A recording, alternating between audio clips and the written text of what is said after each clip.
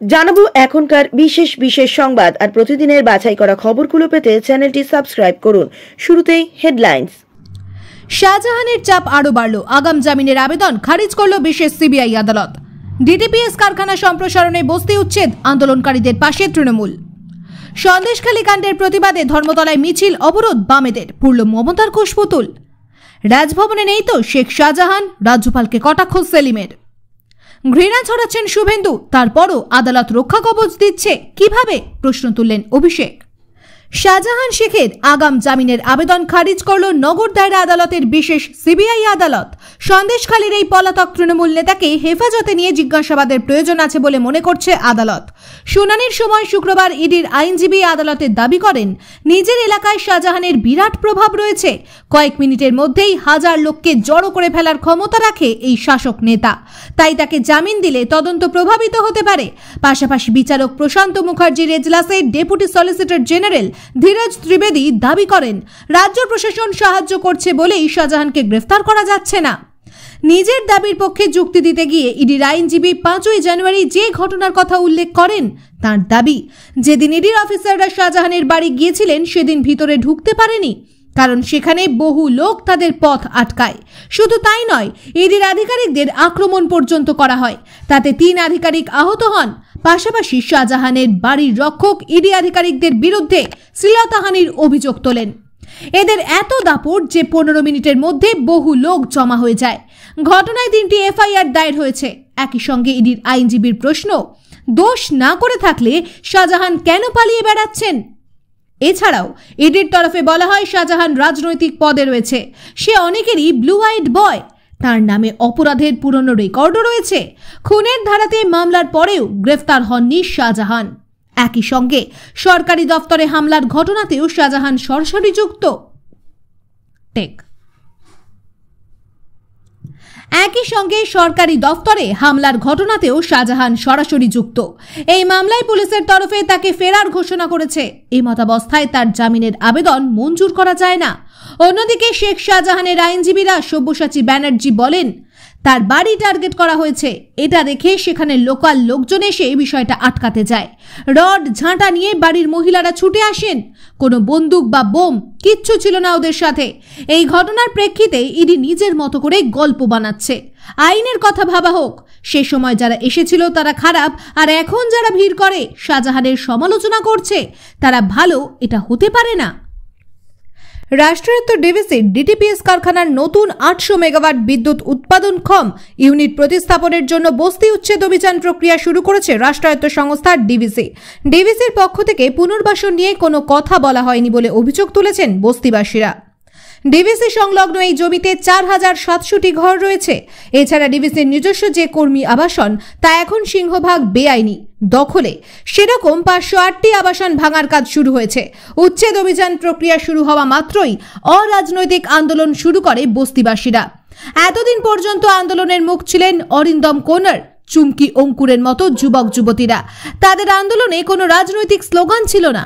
কিন্তু বৃহস্পতিবার বস্তিবাসীরা যখন সিটি সেন্টারে দুর্গাপুরের মহকুমা শাসকের দফতরে মিছিল করে স্মারকলিপি জমা দিতে আসেন, তখন সেই আন্দোলনে স্লোগান দেওয়া হলো, মমতা বন্দ্যোপাধ্যায়, অভিষেক বন্দ্যোপাধ্যায় জিন্দাবাদ।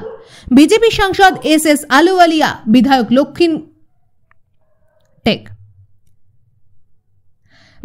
লক্ষণ ঘরুই, এমনকি কেন্দ্রের বিজেপি সরকারের বিরুদ্ধেও আন্দোলনের প্রধান মুখ অরিন্দম কোনার সাংবাদিকদের বলেন, এই আন্দোলনের রাজনৈতিক রং লেগেছে। আমাদের পাশে এসে দাঁড়িয়েছেন তৃণমূল নেতা বিশ্বনাথ পারিয়াল, মতুয়া সমাজের নেত্রী মমতা বালা ঠাকুর এবং মতুয়া সমাজের পশ্চিম বর্ধমান জেলার নেতা সঞ্জীব কুণ্ডু।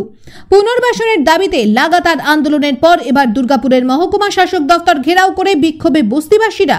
বিজেপি সাংসদ বিধায়কের দেখা মিলছে না, এই স্লোগানও ওঠে।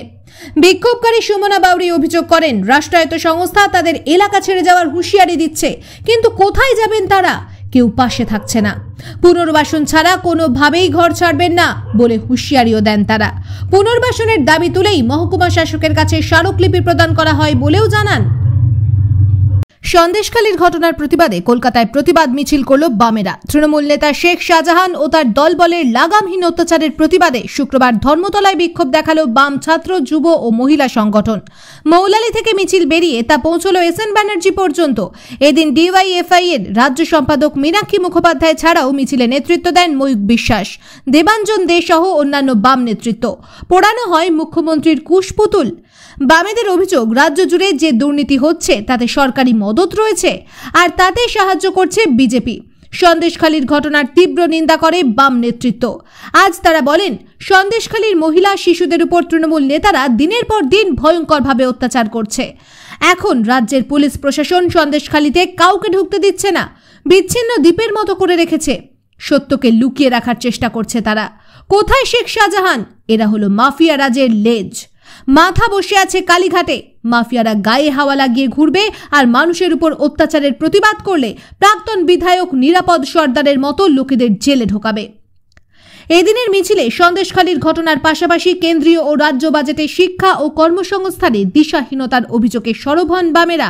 তাদের অভিযোগ, কেন্দ্র ও রাজ্যের বাজেট মানুষের বেঁচে থাকার জন্য প্রয়োজনীয় সমস্ত খাতে বরাদ্দ কমিয়েছে। এর বিরুদ্ধে লড়াই গড়ে তোলার ডাক দেওয়া হয় এই মিছিল থেকে। সন্দেশখালীর ত্রাস, শেখ শাহজাহান এখনো ফেরার। 5ই জানুয়ারির পর থেকে এখনো পর্যন্ত পুলিশ তাকে গ্রেফতার করতে পারেনি। তবে আজ রাজ্যপাল সিভি আনন্দ বোস সংবাদ মাধ্যমে প্রতিক্রিয়ায় জানান, শাহজাহান দ্রুত গ্রেফতার হবে। উত্তপ্ত সন্দেশখালী প্রসঙ্গে সাংবাদিকদের প্রশ্নের উত্তরে রাজ্যপাল সিভি আনন্দ বোস বলেন, অন্ধকার সুড়ঙ্গ শেষে আলোর দিশা মানুষ খুব তাড়াতাড়ি দেখবে। দ্রুত ধরা পড়বে শেখ শাহজাহান। তার এই মন্তব্যের পাল্টা প্রশ্ন তোলেন সিপিএম রাজ্য সম্পাদক মোহাম্মদ সেলিম। শুক্রবার তিনি প্রশ্ন করেন, শেখ শাহজাহান রাজভবনে নেই তো? 5ই জানুয়ারি রেশন দুর্নীতি কাণ্ডে সন্দেশখালীতে তৃণমূল নেতা শেখ শাহজাহানের বাড়িতে তল্লাশি চালাতে যায় ইডি। সেদিন তাকে পাননি এনফোর্সমেন্ট ডিরেক্টরেটের আধিকারিকরা। উল্টে তাদের উপর চড়াও হয় শাহজাহানের অনুগামীরা। তার দলবলের হাতে রক্তাক্ত হয়েছিলেন ইডি আধিকারিকেরা। এরপর থেকে আর শাহজাহানের খোঁজ পাওয়া যায়নি। এখনো পুলিশ তাকে গ্রেফতার করতে পারেনি। এরপর এলাকাবাসীর ক্ষোভের মুখে পড়ে তার 2 ঘনিষ্ঠ শিবু হাজরা ও উত্তম সর্দারকে গ্রেফতার করে পুলিশ প্রশাসন। জমি লুট থেকে মহিলাদের উপর অত্যাচারে অতিষ্ঠ গ্রামবাসী ক্ষোভ প্রকাশ করে, একে একে রাস্তায় নামে। তবে মূল পাণ্ডা শেখ শাহজাহান এখনো অধরা। শুক্রবারও সন্দেশখালীর বিভিন্ন অংশে জনরোষ দেখা যায়। কোথাও পুড়িয়ে দেওয়া হয় তৃণমূল নেতার ভেড়ির ঘর, কোথাও রাস্তায় গাছ কেটে আগুন জ্বালিয়ে অবরোধ করা হয়। মহিলারা ঝাঁটা লাঠি হাতে সন্দেশখালীর রাস্তায় বেরিয়ে আসেন। 2 মিনিটের ভিডিও পোস্ট করে বিরোধী দলনেতা শুভেন্দু অধিকারীর বিরুদ্ধে নাম না করে ঘৃণা ছড়ানোর অভিযোগ তুললেন তৃণমূল কংগ্রেসের সর্বভারতীয় সাধারণ সম্পাদক অভিষেক বন্দ্যোপাধ্যায়। প্রসঙ্গত, এই মুহূর্তে সন্দেশখালীতে এক পুলিশ আধিকারিককে খালিস্তানি বলার অভিযোগকে কেন্দ্র করে রাজ্য রাজনীতি উত্তাল। তৃণমূল কংগ্রেসের অভিযোগ, এই মন্তব্যের পিছনে রয়েছেন খোদ বিরোধী দলনেতা। আর এদিন 2 মিনিটের ভিডিও পোস্ট করে তৃণমূল কংগ্রেসের তরফ থেকে এটাই তুলে ধরার চেষ্টা হয়েছে, শুভেন্দুর খালিস্তানি মন্তব্য কোনো বিচ্ছিন্ন ঘটনা নয়, বরং তা দিনের পর দিন ধরে চলে আসা একটা পরম্পরার অংশ। এদিন এক্স হ্যান্ডেলে অভিষেক বন্দ্যোপাধ্যায় যে পোস্ট করেছেন তাতে শুধু শুভেন্দু অধিকারীকেই তিনি কাঠগড়ায় তোলেননি, বরং দিনের পর দিন ঘৃণার রাজনীতি ছড়ানোর পরেও আদালত যেভাবে তাকে রক্ষা কবচ দিয়ে রেখেছে তা নিয়েও প্রশ্ন তুলে দিয়েছেন তৃণমূলের সর্বভারতীয় সাধারণ সম্পাদক। প্রসঙ্গত, গত কয়েকদিন ধরে শিখ সম্প্রদায়ের মধ্যে পুলিশ আধিকারিককে খালিস্তানি বলা নিয়ে ক্ষোভ তৈরি হয়েছে।